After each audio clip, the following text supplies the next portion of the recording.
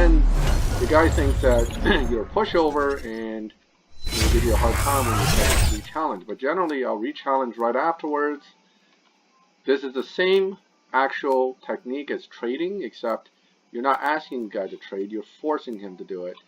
And this allows you to make all those RP without having to put the trade symbol, or having to deal with actually people taking a second win from you, blah blah blah, no stress, self-regulated.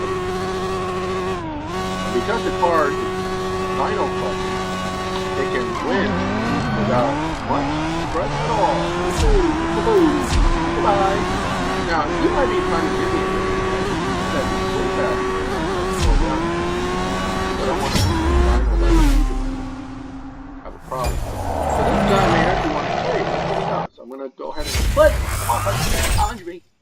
Challenge me? Hello? Challenge? Oh. Oh well.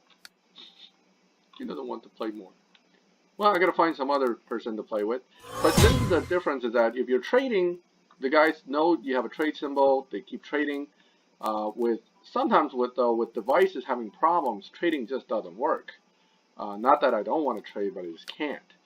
But that's been my issue for a long time. So I developed a system where I basically dyno tune a card to make great RP, but I have it dyno beating sufficiently that I don't have to rely on somebody giving me a win. I just take it when I feel like it. Okay? And that can be any card in any of these brackets. Now this guy wants to challenge me for money. I won't do it for cheap, buddy. So that changes the plan. I'm going to win this one if he takes it, and then I'll give the next loss out to balance. Oh, 100, so I'll take it. And then give the next loss out and balance it out. This is one way you can make some money. I never raise on people, but if you raise on me, I'll play. Okay? So again, I know the card beats Dino substantially. I just need to stay ahead of it. Now, the one thing you don't want to do is box it off. That does so. Now go to your component.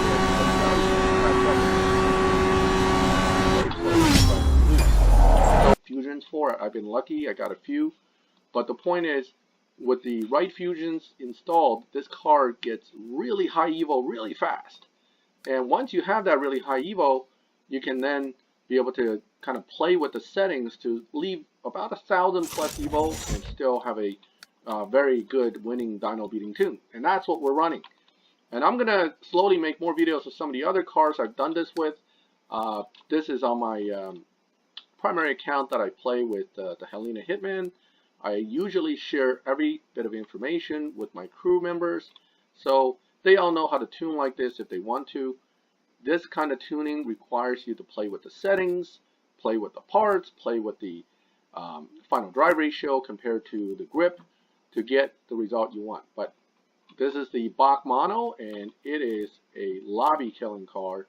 Easy to set up, easy to maintain at very low PP points, very decent evo, and get really easy wins all over the place. And by managing your trading, these are basically partial builds with specific tunes to destroy dyno without losing the benefit of getting high RP. If you can see, I still get over 1,000 RP without a wild card, and I can get up to 3,000 to 4,000 with the right wild card and the right opponent.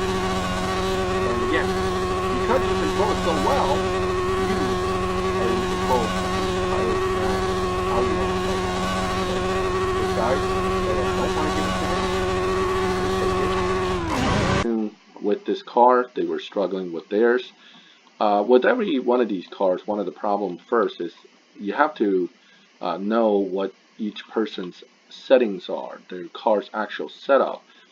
Depending on how many S6s you have and how many fusions you have in your parts, it makes a difference how the card may play out. In my case, I have S5 intake and body, but the card's otherwise pretty much maxed. This was a previous PC card, so this is not the first time this card's been around. It may end up being a PC card again, given the current trend with reusing cards. So you may have a chance in the future to max this card. It is not really a difficult card to set up to beat dyno. It uses the same dyno beating settings that I do with other cards, which I coined as a grip-induced downtune. This is not a max car running simple 2.0 final drive as a way to downtune, as many do.